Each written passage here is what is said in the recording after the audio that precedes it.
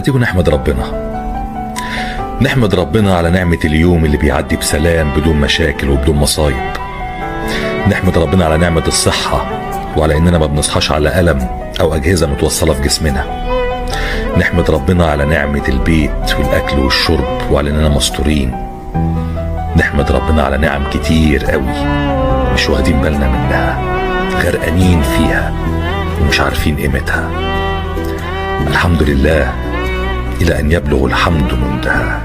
إن ربك يعلم أنك تقوم أدنى من ثلثي الليل ونصفه وثلثه وطائفة من الذين معك، والله يقدر الليل والنهار. علم أن لن تحصوه فتاب عليكم فاقرؤوا ما تيسر من القرآن. علم أن سيكون منكم مرضى آخرون يضربون في الأرض يبتغون من فضل الله، وآخرون يقاتلون في سبيل الله فاقرؤوا ما تيسر منه. وأقيموا الصلاة وآتوا الزكاة وأقرضوا الله قرضا حسنا، وما تقدموا لأنفسكم من خير تجدوا عند الله هو خيرا وأعظم أجرا. واستغفروا الله إن الله غفور رحيم. بسم الله، اللهم صل وسلم وبارك على سيدنا محمد وعلى آله وصحبه أجمعين. فيديو جديد ويوم جديد كله طاقة وحماس بإذن الله. هتتشجعوا جدا في فيديو النهاردة. يا رب دايما عند حسن ظنكم، بحبكم في الله. ربنا يا رب يحسن ما بين ايديكم وما بين ايدينا، اللهم امين، ويرزقكم ويرزقنا الخير كله. طبعا النهارده فيديو بسم الله ما شاء الله، بجد فيديو جميل من احب الفيديوهات على قلبي جدا بعد الروتين. النهارده هنعمل مع بعض شويه عيش بلدي يرجعوكوا كده حبه حبه ورا. بجد والله العظيم كانت احلى ايام، ايام كلها خير وايام كلها بركه وايام كلها سعاده. طبعا انا سلمان بقى الفيديو النهارده برعايه سلمان يا حبايب قلبي. انا سلمان بقى كان عامل واجب زياده في جهاز المطارح من قبل ما نعجن ومن قبل ما نعمل اي حاجه. طبعا النهارده العيش البلدي بتاعنا بقى بتاع الفلاحين، تاكلي كده اللقمه تشمها بس كده تشبعي، والله العظيم تشمها بس كده تشبع. الف هنا وصحه يا رب لكل اللي كان منه. وتفضلوا معانا بألف هنا وشوفة كده على قلوبكم دايما. متنسوش بقى تحطوا اللايك يا حبايب قلبي النهارده للفيديو، والكومنت الكامل اللي بيسعدني. والجماعه اللي بحطوا قلوب يا حبايب قلبي اكتبوا كلمه جنب القلوب، بلاش قلوب بس. يعني انا ما بحبش امسح والله التعليقات اللي بقى فيها الايموشن بس، لان هي بتبقى غلط. فيعني انا بتبعكم وقلت المره الجايه هقول لهم ان شاء الله في الفيديو.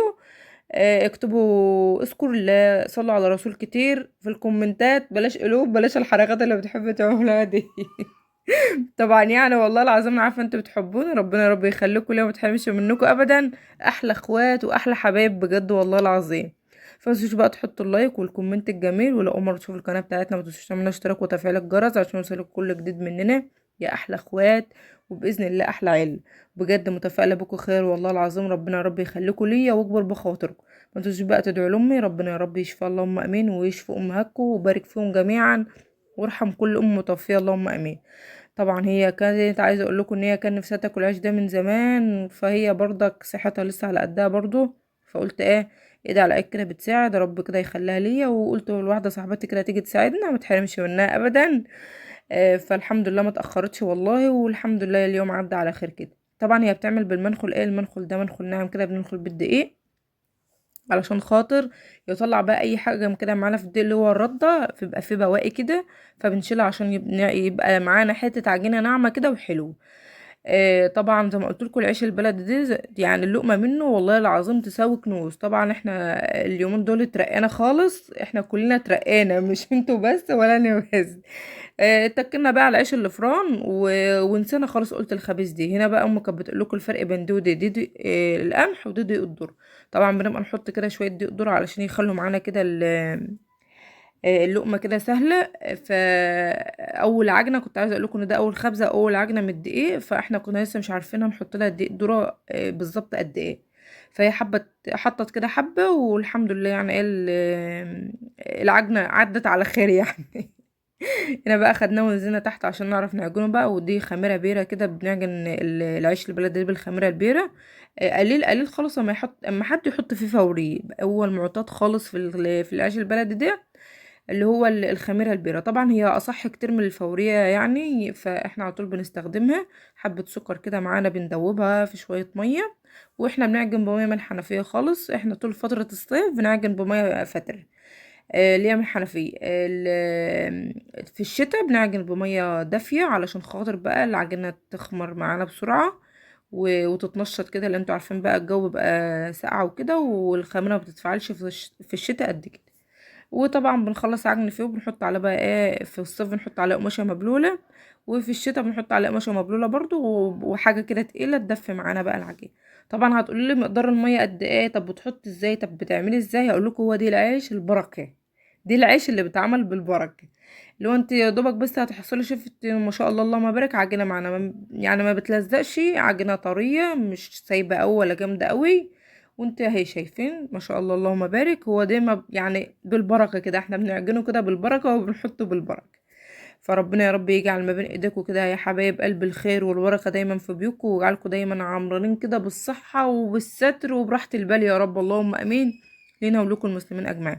طبعا ما طولتش معاكم هنا حته العجن بصراحه، أنا زي ما قلت لكم هو يعني بتعملوش بس الا بميه، لا بتحط فيه زيت ولا بتحط فيه اي سمنه ولا بتحط فيه اي حاجه. هو بس كده دقيق وميه وحبه ملح صغيرين وحبه سكر وقطعه الخمره البيره اللي احنا حطيناها معاكم دي. عجناه كويس زي ما انتم شايفين معانا اهو. وبعد كده جبنا القماشه دي بلناها وعصرناها كويس وحطيناها على وشها. بنسيبه بقى يخمر معانا. وتعالوا بقى علشان انا هعمل غدا ان شاء الله باذن الله بعد ما نخلص خبز في الفرن، وبيبقوا احلى شويه اكل. اقسم لكم بالله حبايبي كل اللي بحبهم وكل اللي بتفرج عليا، اتمنى والله العظيم تكونوا معايا في كل لحظه وفي كل وقت بعمل في الفيديو، وكل حاجه اعملها تدوقوا منها والله العظيم. طبعا احنا كنا الصبح عايزه اقول لكم ان البوتاجاز بيتسرب كده غاز، على ما ولعته بالولاعه حسيت ان هو كان هيهب فيه. حطيت كده معايا كيلو لبن في الصينيه بقى، احنا بنسميه الحقي، في الحقي بتاعنا كده. وسبتهم بقى يغلوا كده على النار، وبرضك عيني عليهم كده على ما ايه، على ما اغسل الفراخ بتاعتي. معايا هنا وراك من الفراخ، وكان معايا كام هيكل كده كنا خالينهم من الصدور، حطيتهم برضو. مفيش حاجه بتترمى، مفيش حاجه بجد في الايام اللي احنا فيها دي بنستغنى عنها خالص. فربنا يا رب يديمها علينا نعم اللهم امين، واحفظها من الزوال يا رب العالمين. ما تنسوش بقى لو وصلتوا لحد هنا في الفيديو الكومنتات اللي طالباها منكم كلكم تصلوا على الرسول عليه الصلاة وافضل السلام كده في الكومنتات. هنا بقى غسلت الفراخ كويس اوي اوي وسبتها كده ايه في المصفى معانا، وحاطه بقى اللبن على النار يغلي وبرضه عيني عليه. وجبت معايا كده بصلتين كده محترمين. ده بصل كنا جايبينه من العربية كده، العربية كانت بتنادي بتقول ب20 وعندنا في السوق ب25. ما شاء الله لقيتها بصلة حلوة كده وناشفة، قمت جايبة منهم 3 كيلو. هنا بقى اللهم بارك نضفت كده بصلتين علشان هعمل بقى ايه الفراخ ديت بالبصل. بتبقى حلوه جدا. عايزه اقول لكم اطعم فراخ هتدوقوها بدون اي تتبيلات بقى، سيبكم من اي تتبيلات تانية وجربوا الفراخ دي وان شاء الله باذن الله تعجبكم. بصلتين كده بتجيبوهم بقى ايه تعملوهم على ايديكي كده. احنا عايزينه ايه مش ناعم قوي ولا جريش قوي. اللهم صل وسلم وبارك على سيدنا محمد. بقى كده نعمت البصلتين كده معايا زي ما انتم شايفين، وغسل الفراخ كويس وهبشرهم بقى علشان خاطر هجيب عليهم حبه ملح كده، وحبه كده من الفلفل الاسود، وحبه من بهارات الفراخ. ما فيش اكتر من كده. وممكن اوقات كتير والله ما بحط بهارات فراخ فيها، هي بجد البصل بطعمه وبيخليها حلوه جدا وبيخلي طعمها جميل قوي. انا بحب بجد الفراخ دي عن اي فراخ تانية. والله تتبيلات كتير ووصفات كتير والدنيا مليانه وصفات، بس ما فيش احلى من الوصفه دي. حاطه بقى زي ما قلت لكم الفلفل الاسود كده والبهارات معانا، حبة من الملح، وبعد كده هدعك بقى البصلة بتاعتي دي كويس قوي بالملح كده والبهارات عشان تطعم معانا كده وتدبل وتبقى حلوه. رصيت بقى كل الفراخ بتاعتي كده زي ما انتم شايفين اهوت، واللبن معاه كان خلاص هيعتبر خلاص هيفور، بصيت عليه برضو. واقول لكم دلوقتي هنكمل وهنعمل ايه مع بعض.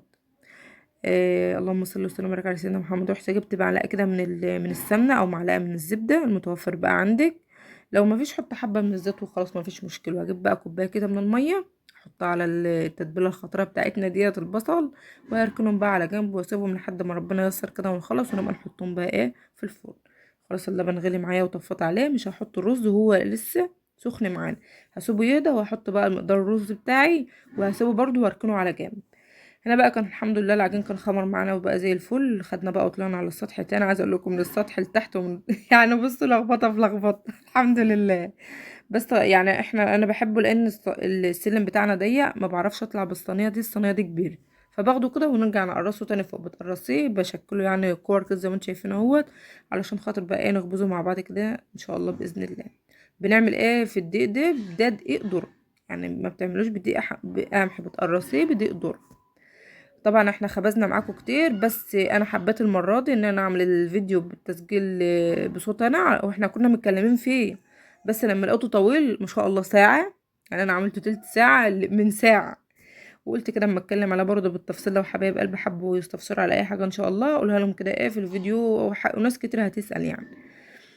انا اللهم صل وسلم وبارك على سيدنا محمد. كده شكلنا بقى العجين بتاعنا كله كده، وانا بحب اخليها وسط، لا كبيره او ولا صغيره قوي، علشان خاطر ما يبقاش تخين معانا. طبعا بتاع الانابيب جاي غير الانابيب، في ناس تقولك الانابيب بقت ب100 جنيه، احنا الحمد لله اللهم بارك بنخبز في الفرن القش. اقول لكم بقى لا محتاجين انبوبه ولا محتاجين حاجه، انتوا بترجعوا لورا ولا بتتقدموا. اقول لكم مفيش احسن من حاجه زمان، مفيش احسن من ايام زمان، كل حاجة فيها خير كده والبركة كده ومش مكلفة والله العظيم، وكان أيامهم متواضعين وكل حاجة جميلة.